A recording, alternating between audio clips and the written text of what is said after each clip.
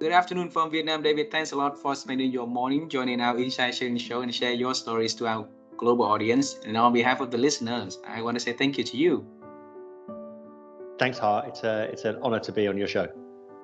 And as I said earlier, please accept our invitation. The next time you travel to this part of the world, please stop by to Vietnam, and we make sure that we take you around town. Okay? Oh, I'd love to. Yeah, let's do it. Wonderful, wonderful. And in our culture, it's very honor for our audience to have you to do a little introduction of who you are and the work that you do. Would you please do that for us? Yeah, sure. So, as you know, I'm David James, and I'm in the field of learning and development. I started in the field in the late 1990s when I went on a training course, and I couldn't believe that was a job. There was this guy up front taking us through these models and exercises. I just couldn't believe it. It was the first training course I'd ever been on, and I was completely taken by it. So I made friends with him. I volunteered to get involved where I could. And I really got a thirst for it. There wasn't an opportunity for me there, and this was at Lloyd's TSB. It was in their credit card services in the south of England.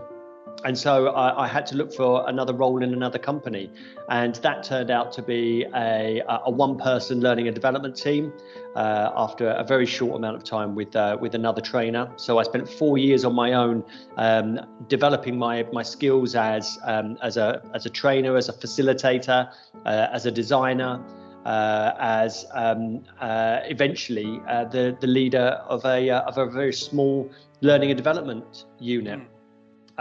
It was from there that I really wanted to test myself and join a bigger team. So I spent 1 year at Lehman Brothers in the learning and development team of one small part of the learning function, but it really wasn't for me. And I took a risk. There was an opportunity. I got a phone call from a recruitment agent who said, "How do you fancy 3 months at Disney?" And I was like, "Yeah, I'll give it a go."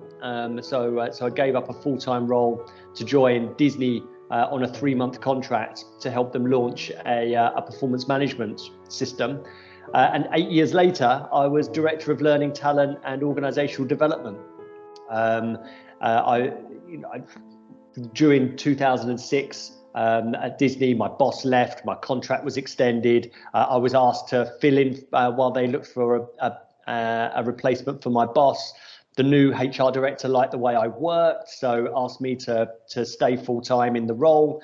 I think that was a really good fit. I just knew how to get the right stuff done at Disney. And Disney was brilliant for my career. I worked with some really smart, intelligent people. But I always felt as if I was working with one arm tied behind my back because the learning technology was dreadful. And my experience of learning technology to that point before I joined Disney was dreadful. I just couldn't believe that what we were positioning as the future of learning was so awful. It was so infantile. It was so generic. It was so comparatively useless compared to so much other stuff that I was doing. So I left Disney thinking there has to be a better way of using technology in learning and development. And so my mission after that was, if everybody uses Google and YouTube every single day to find stuff out and to help them to be better professionals and to do more in our lives, then there has to be a way that people will engage more in learning technology. And so my path there took me not so much down the route of how do you make appealing technology. It is how do you apply technology to the actual problems that people will seek to solve themselves. And that is where I am today. Beautiful, beautiful. David, you have a phenomenal journey that you introduced to us in less than 3 minutes. And we need to dive in deeper, all right? So let's travel time. Can we? Yep. So you say that you got into the to know the career with learning and development in the late 90s, right? Yeah. And so I want to travel time with you way before that. We want to understand what was your dream earlier. So when you were young, what was your dream about the future works that you're going to do, the future, industry that you're going to work on? Mhm. Well, from a very young age until my early 20s, I only had one dream, and I wanted to be a pop star. And I taught myself to play guitar. I wrote songs in my bedroom. I formed a band when I was 17. We played a lot of gigs, a lot of venues. We built up quite a following. And it was after my second band failed in 1996 that I thought I don't have the stamina or the motivation to try again. So that's when I left being a musician behind. But that was the only thing I wanted to do from when I was about 5 years old until I was 23. And I applied myself to that as much as I'd applied myself to anything in my life. You know, all those years in my bedroom, writing songs, learning just enough chords on a guitar to put music to those lyrics, hanging around with musicians. That was all I wanted to do, and then I got on stage, and I loved it. That was all I wanted to do. And so during that time, I was a cashier in a bank during the day, and then at night I used to whip on my tight trousers and a big shirts, and believe it or not, flip my long curly hair and used to play in the bands. But and you know what, my love for music still exists, Ha. I'd say it verges on obsession. The only times that I don't have music on is when I'm recording shows and when I'm asleep. Otherwise, we have speakers all around the house. We're always listening to music. This morning I had breakfast with my daughter. We're listening to a radio show that was recorded last Wednesday. We were listening to it again because we enjoyed it so much. You know, that's it's our life. And my daughter does the same. My daughter loves karaoke. She writes her own songs. She performs her own songs. So there's a phrase that we use in England. It says she's a chip off the old block. So it's another way of saying she's just like her dad. What's her name? Her name is Lily. Lily, all righty, Lily. So Yeah. tell Lily that we love her from Vietnam, all right? Yeah, we'll do. And David, for 18 years with passion in becoming a pop star, right? Writing music and then performing, and then you fail on that, on the second band. You decided to, go with the flow in life. So you can be anything back then. So why the learning and the training, hit you at the late 90s, late 90s, so that it become a new passion for you? Tell us. Well, I think it's similar to so many people that I've spoken to. So it wasn't something that I pursued. It was something that found me. So I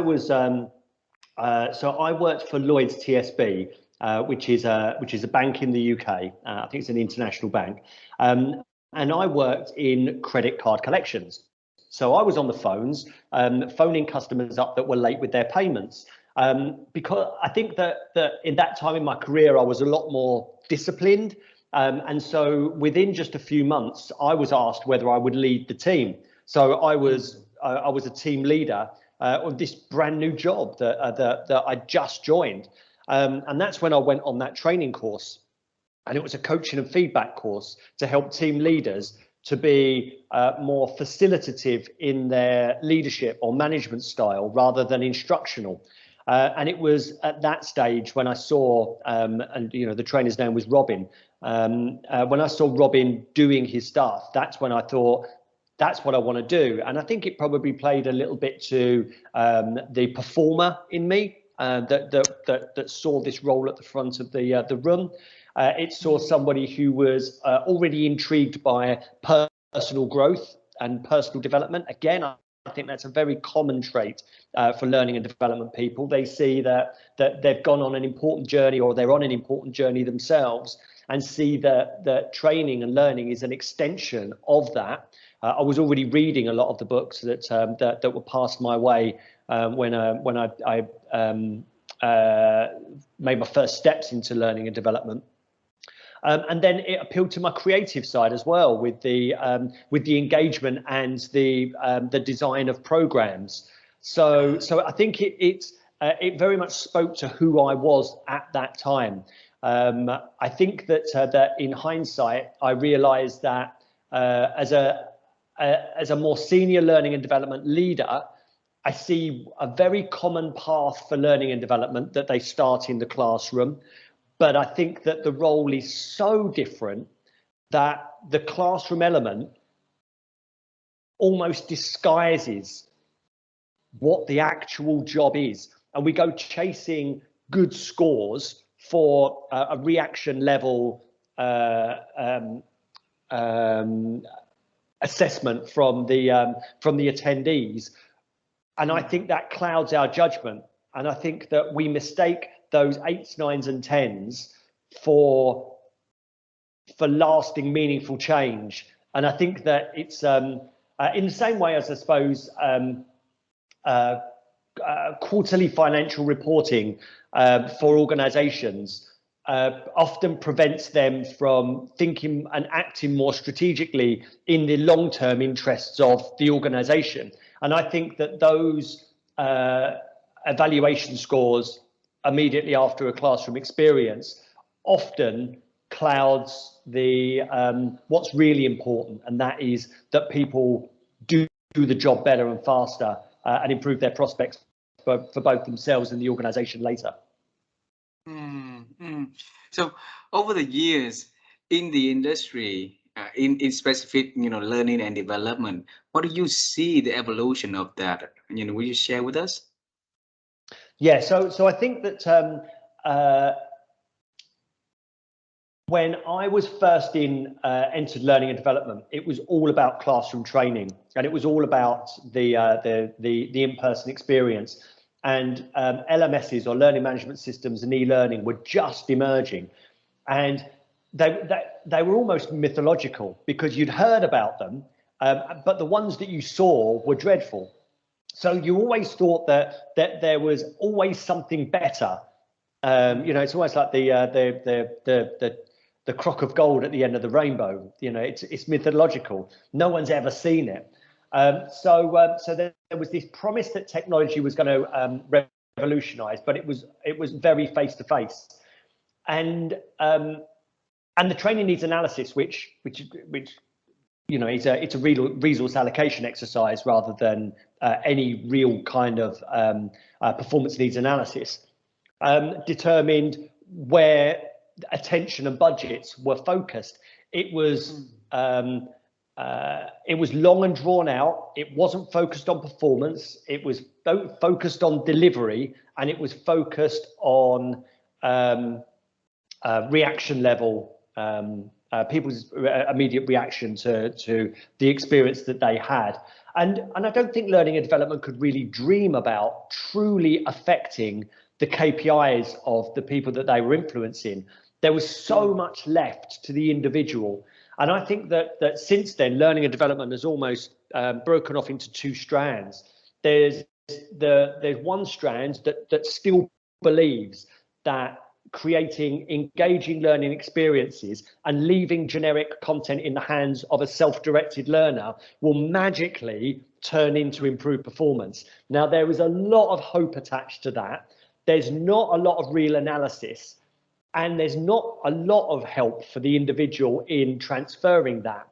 But then you've got the other side, which is, and what I'm most heartened by, data and evidence driven learning and development, in which it truly seeks to understand the performance improvement that's required, works in partnership with the people who are expected to perform differently well before anything's delivered, and then laser focused solutions are applied to help to see whether an improvement is actually made. Now, the second one sounds harder, but it's far easier. But learning and development think that the former is easier and the other one's impossible because it requires a different type of skill set. So I'm really heartened about the direction that learning and development is taking, being data and evidence based. But I do also think that learning and development prefer things the way they are. There's less accountability, there's less analysis, there's far more hope. And I think that there is an expectation that learning and development is delivered that way. But I think that in a time when skills gaps are increasing and there is more of an emphasis on learning and development to prove their value, the only way forward is data and evidence based. And so I struggle to truly comprehend and understand the reluctance for learning and development to truly embrace that. But I understand it's an identity and perhaps a fear problem.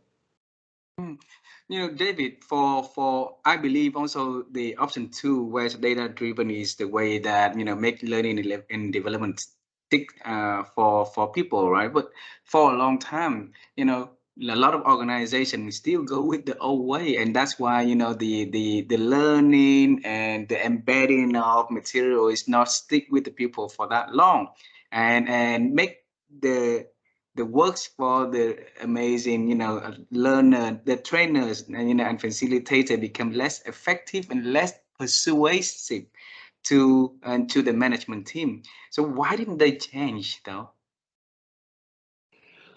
Well, I think it's complicated, and so I don't need to just empathize. I can sympathize because I've been in those shoes. I've worked in 5 learning and development departments, and I've run 3 of them. So I do understand that part of it is expectation, that everybody thinks they know what learning and development does, and that is deliver training and provide content. What I don't think is really explored, and I don't think learning and development really help themselves with this, is outcome focus. So we all kind of believe a little bit of nonsense, which means if I attend this program for which the facilitator doesn't understand my job, there's no content that actually refers to any of the tasks that I face or any of the cultural aspects of working inside this organization, or very little. But it's believed that if I attend or I consume, therefore I can perform. And it's nonsense. It's absolute nonsense. The only way that you can more predictably and reliably affect performance is by understanding what it is that people are trying to do and what they're not able to do easily or effectively in the context of their organization, the department, the team, and even the role. And this is where, if you're data and evidence based and you're only working on things that are critical to the organization, then you can move fast and fix things. But if what you're doing is you are just providing content and programs around broad themes that may or may not make a significant difference to the individual, their team and their stakeholders, it's pretty low stakes. It doesn't really matter. So if you've got somebody who turns up for, say, a presentation skills course, they're just starting to do presentations. They've not really got a critical presentation to do, so they attend and then they come back and they've got a bit of a better structure. My thinking around that, Har, is so what? So what? Really, it doesn't matter. What the development will come by doing it. And let's be frank, we can all Google how to do a presentation these days. And the closer we get to the need, the more we're going to apply and try things. So attending something well in advance of actually doing it will actually lessen the chances of you actually remembering, let alone applying. And it's all pretty low stakes anyway. That's why I say that if we're data and evidence based, it's not about having an exhaustive curriculum and people attend something in the hope that they perform. It's much more around what is a critical point of failure in our organization, that if we don't address this, we will lose good people, we will lose opportunity, we'll lose money. What is it that's keeping our leaders up at night, that they're not having the conversations about developing their people and their teams so that these things can be fixed? then understanding that from a data perspective and saying to that leader, instead of brilliant, what would you like in your course, or who would you like to attend, asking the next question, could you show me the consequences of this? So you're telling me that you're losing good people, losing opportunity, or losing money. Could you show me that data so that I can see it for myself? For about 20% of those conversations, there's going to be no data, because between you and me, there's no real problem. Like, it's been observed, or it's been engineered in order to fulfill a different type of need, but it's not actually a problem. But 80% of the time, you'll be able to, your stakeholder will be able to show you their service level agreements or their KPIs and say, this is it. This is integral to the way we work, and we're not doing that. And that's brilliant, because then you can have conversations around the data. There's something actually broken. You can figure out who's accountable for this, so that you can then seek their experience and their evidence. And you can begin the development process before you've even created anything. I'll give you a good example of that. I was doing some work with a broadcaster in the UK probably about 5 years ago, and they wanted to do something for middle managers. But before we knew what they really needed help with, because they were quite neglected, we just got 50 of them together. So we got them all together. We talked about what was hard about their job, what they were expected to do, what they weren't able to do easily. And we spent half a day doing this, and we got loads of great stuff. We were doing analysis around the core elements of their job. At the end of it, when they were walking out, somebody stopped me, shook my hand and said, I think that was the best training course I've ever been on. Oh, that wasn't a training course. That was a discovery session. But because we were talking about what was actually important, it had already started the development process. So all we needed to do, that was discovery. Then we just needed to see what we could apply in order to make their lives easier, better, more effective, to address their actual KPIs. So you can see that with exploring with the people you want to influence about the KPIs that they're accountable for can kickstart the development and improvement process before anything is created. And then what you do is you keep that conversation going, and then it's a case of see if you can add a little bit here and there in order to make a significant difference. So you want to be asking them, so you've got the data, there's a real problem. You've got the group of people together who are responsible for the work. They tell you what they're trying to do and what they're not able to do and what's missing. So then you ask them, if we were going to do one thing, what should we do? What do you need in order for you to improve your performance in that area and therefore improve the KPI? So you're making one small bet, and you're giving the work to the people responsible for it, and you might provide them with a resource. You might provide them, they might need a conversation. This might be something to do with process, communication, access, hierarchy. But with your stakeholders there, then that conversation is actually being had. And then you might say, right, so how long do we need to test this hypothesis? How long do we need to test that was the thing you needed to see whether we need improvement? And I might say, oh, well, we do monthly reporting. So we say, okay, so how about we come back together this time next month and we talk about the progress that we've made and what else you need. And so what you do is you work in partnership with the people responsible for the work. And then at the end of it, it is successful when you've achieved what was deficient in the first place. That is smart learning and development. That way, we never look at ourselves wondering whether we are adding value.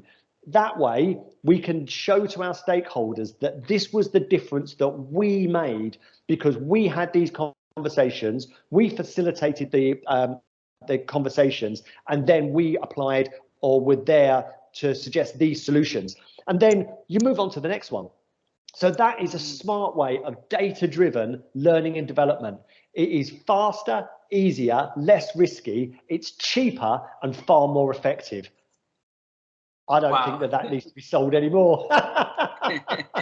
David, in terms of KPIs and data, there's so many data, that we need to focus on. So we've always believed that, a certain KPIs, a certain data is critical, right? So for smart learning development data driven, what would be the key indicators that we need to measure so that in the next conversation with the people we have enough data to dive in and start to build up a program? So it's their KPIs. That's So the their own important thing. KPIs. Their own KPIs. Everything that is deemed a learning metric is not a learning metric. It's really critical to understand this, that so much of what we do isn't actually learning, because we cannot control the internal process. And this is why we need to, the most critical part of this is understanding the problem before we get to the solution. And then the closer we can put the solution to the problem, the less we need to rely on learning, and therefore we've got a greater chance of actually affecting the way the work is done. So I think that the most important part of all of this is that there is an actual critical point of failure. There is something that the people who are responsible for the work already care about. Nick Shackleton-Jones talks about this. He says that he calls this concern, that people need to be concerned in order to engage and then learn. If they're not concerned, then the what's in it for me isn't present. And one of the hardest things to do in learning and development is make people care. But the easiest way to do learning and development is help them with something they care about. So I'll give you an example. There are so many middle management courses or leadership development courses. People turn up and they don't know why they're there.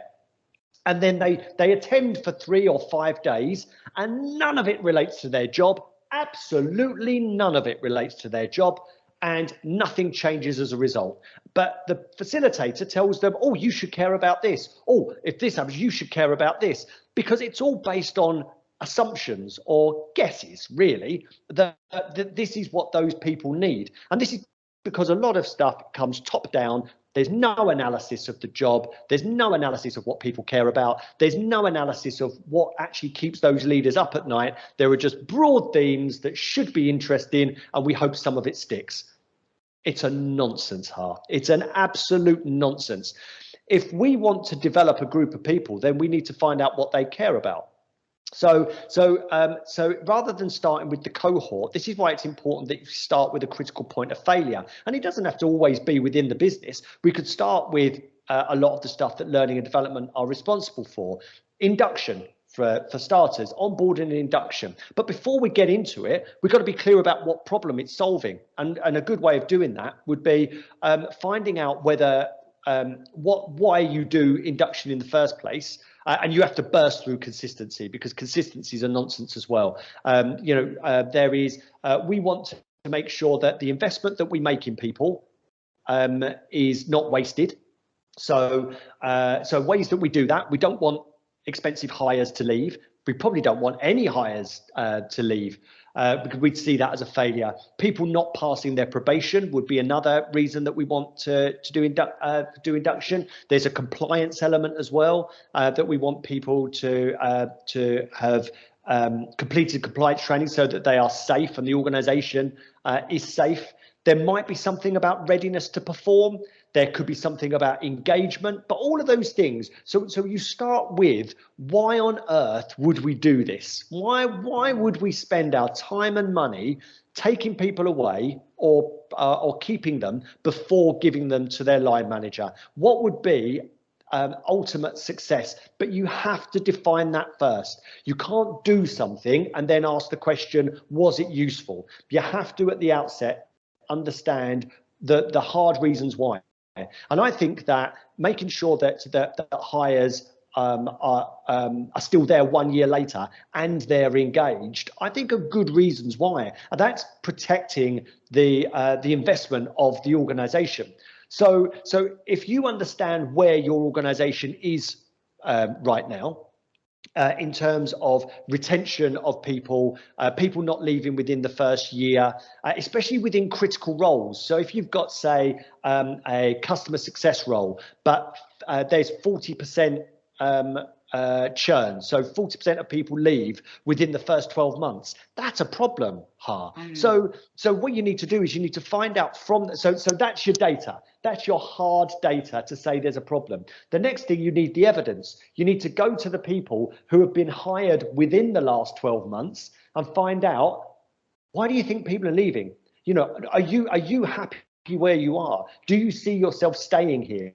So you need to understand what it is that is causing that churn. And then what you need to do is work with them and say, if we did one thing, what would that be? And it could be about managers. It could be about role design. But we're armed with that data to say 40% of customer success people are leaving. That's costing our organization, with a workforce of, say, 1,500 customer success people, that's costing us £2.8 million a year.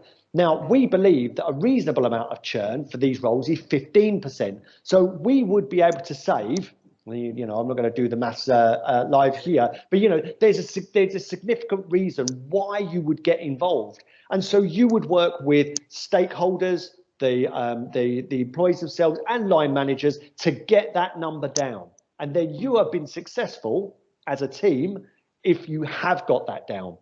Another one could be first line managers.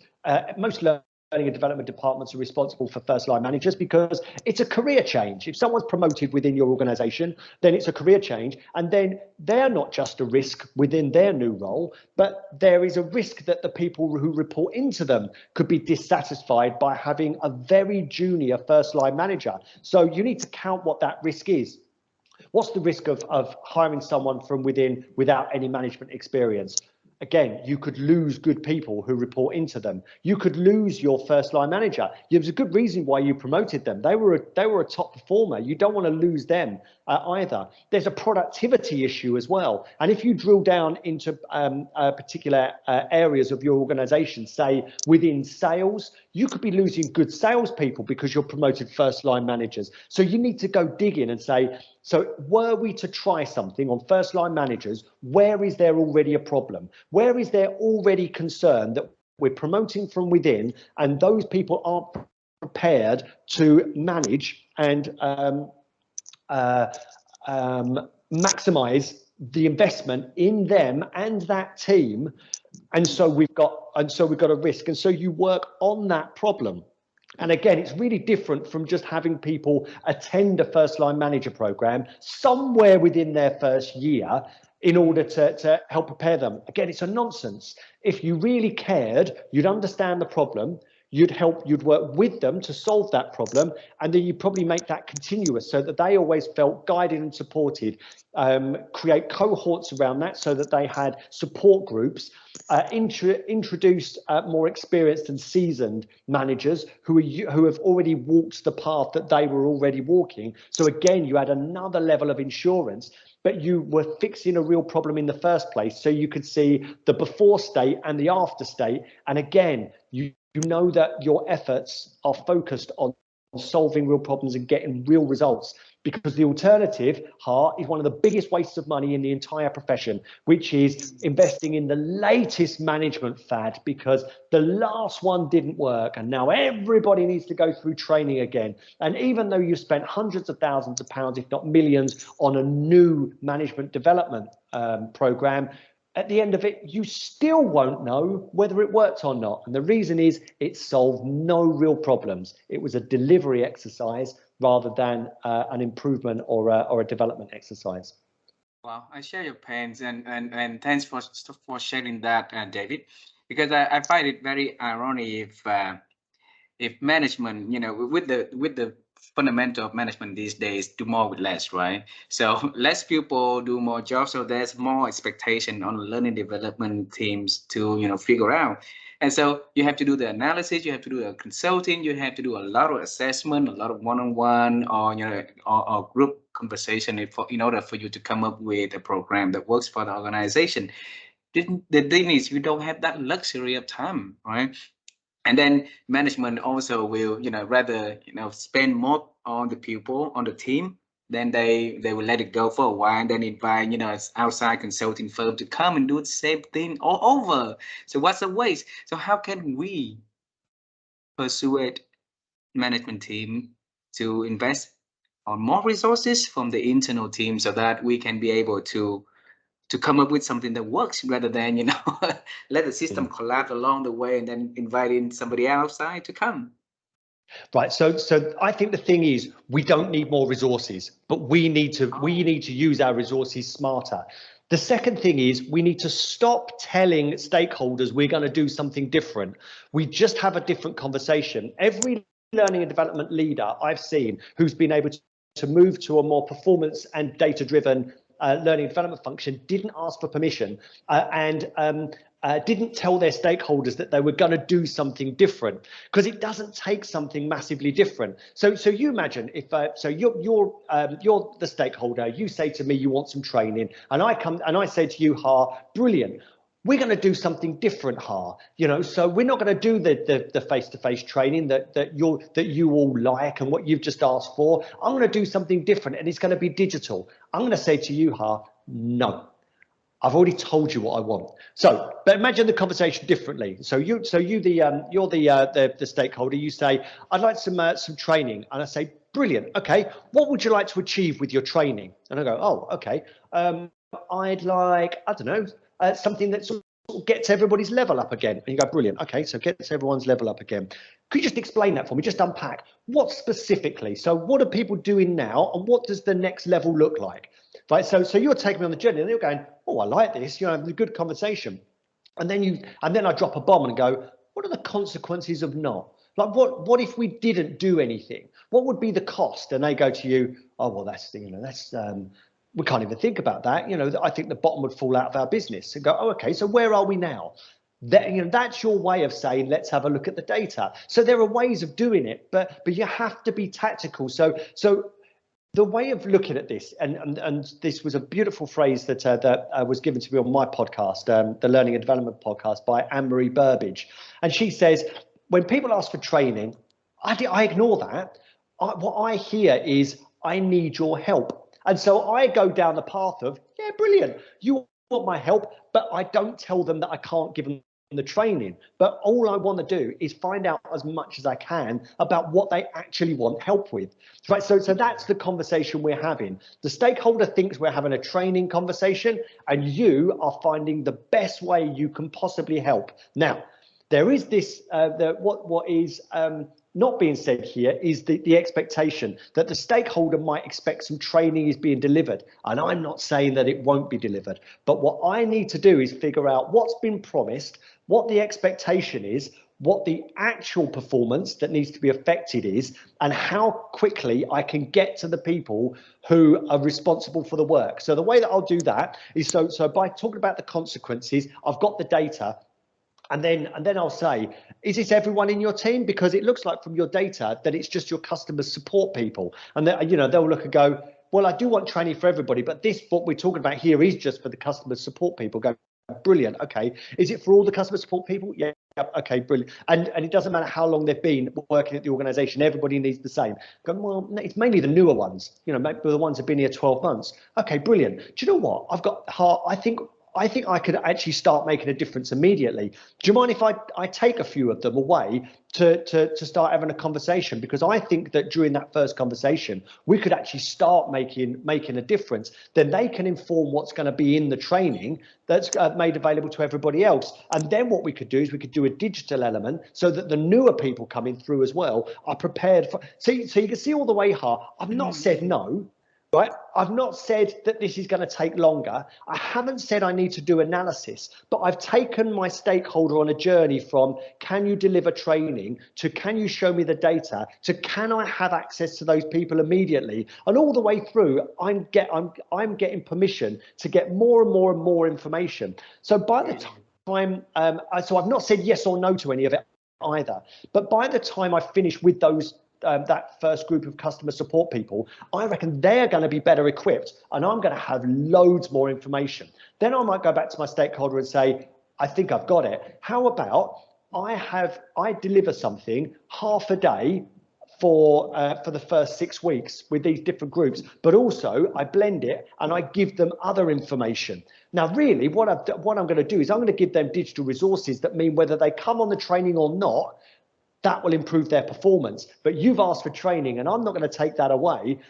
And what I want to aim at is that the stakeholder eventually says, well, do we need that face-to-face element, or are we okay? Because it seems to me as if because if it's their idea, then it's likely to stick. So what I'm doing, I heard this phrase used once by a connection of mine. His name is Alex Moyle, and he's in recruitment sales, and he says the best way of unpacking a problem is consider it's like trying to take paper, jammed paper from a photocopier. He said if you pull it, it will rip, right? But if you guide it out gently, responding to where it's jammed next, then you'll take it out intact. And that's what you're doing with your stakeholder. You're not ripping it out. You're not leaving it or ignoring it. You're edging it out bit by bit, because ultimately you want to have that whole piece of paper in your hand, and that way everybody's happy. The photocopier isn't jammed anymore, and you still have that piece of paper. So with this, your stakeholder still believes they've got training, they've had a better conversation and more informed conversation, so they truly believe that their problem is going to be addressed. And employees themselves, like I did with that broadcasting company, will get together much, much quicker than they would have if we were designing training, and feel as if things are improving almost immediately. So that is win-win-win in all regards. But learning and development too often think that they need permission, then they need to sell a new approach, then they need to get buy-in. It's like, oh, for goodness sake, you might as well not bother. So that's the way that you do it, and make sure that everybody perceives that they've got what they wanted. Beautiful, beautiful. And David, for decades that you've been in this field, right? There's a lot of people that join into the field, want to be successful. So what would be the skills that they need to be learning from now, so that they can be successful in the learning and development industry? So I'd say that the skills have changed enormously over the last decade. And so whereas 10, 15, 20 years ago, you would have said that you need a grounding in facilitation first of all, I'd say that that's the last thing you need. What you need now is you need product management skills. Product management skills, which you will develop outside of learning and development, will help you to put your arms around a problem. That will help you to consult, to seek and understand enough data. You don't have to be a data scientist, but enough data. Help you to consult and manage stakeholders. It will help you to experiment, to actually make the desired difference, and then apply a much more rigorous approach to actually making the difference, looking back and seeing that you have actually done what you were invited in to do. So I'd say product management is the #1 skill in learning and development right now, or set of skills that will help everybody to advance. I'd say that if you were a product manager or a product owner, if you wanted to take a step back down, you're likely that your career in learning and development will go fast, will go very well, very quickly. If you wanted to break that down even further, I'd say that data and evidence-based practice based on the methods that I've just described will be enormously helpful. Agile methodology would help with all the ceremonies involved in that, so that you could move purposefully and quickly in order to solve real problems. And digital content development or digital marketing skills would be hugely beneficial as well. Those would, the vast majority of the time, help learning and development solve 80% of the problems within their organization. And we've not even talked about learning and development within that. It's just a contemporary way of analyzing problems, understanding problems, experimenting and using digital first, and then looking back to see whether you've solved that, are the fundamental skills of learning and development. I would say that I've had a message this morning on LinkedIn, somebody who's asking for candidates with those skills. You will be hired and your career will fly with those. So I would say that those are the areas that I think learning and development people should develop now. Beautiful, beautiful. I have a few minutes left from you, for this conversation before you move on with another meeting. So, if you boil out everything that you've been doing over the past, decades, and what contributes to your success, David? Just in the few words. So I'd say that my career really took off at Disney, and that was what really helped me there is that I wanted to know how to be successful at Disney.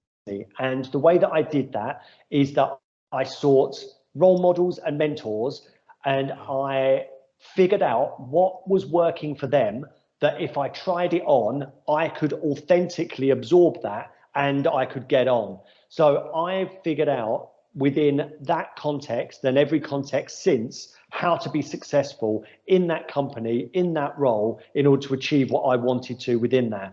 I was promoted 3 times in 6 years and went from advisor to director at Disney in that time, which was, it's pretty unheard of. And that's because I figured out how to get the right stuff done. So my advice to anybody would be truly understand the context in which you're working. Seek role models first. Seek mentors, but you don't need to ask them to be your mentor. You can have coffees with people who you never asked to be a mentor, but figure out how they get the right stuff done and make that your purpose. If that's where you really want to work, context is everything. And so I'd say that would have been the secret to my success and the foundation of what I'm doing now. Beautiful, beautiful. I have a last question because you already answered most of that in the question I'm about to ask. But I move to the last question is about getting to the future a little bit. We've been travel time in the past, now travel to the future. Is there anything that you are working on that really excites you and then you want to share with us so that we can celebrate with David James in advance? So I am always interested in how the future of technology will help learning and development for what we're really in organizations to do. So I'm not interested in new and novel ways of delivering content, but I am interested in ChatGPT and how AI will help people in organizations. So when I see that ChatGPT can learn about the context of an organization and the nuances of what it means to be successful there, then I'm really excited about how that can both help people to perform better and prepare them for future roles. So I'd say that the work that 360 Learning are doing around AI is really exciting, and that excites me because it's not about learning, it's about helping people to be better at their jobs and improving their prospects at work. And I think that's why we're in learning and development, and the rest of it is, as I've used throughout the rest of this, nonsense. David, do you have a minute for the last question? One more question. Oh, you're always eking one more question out of me, but how can I say no, Harp?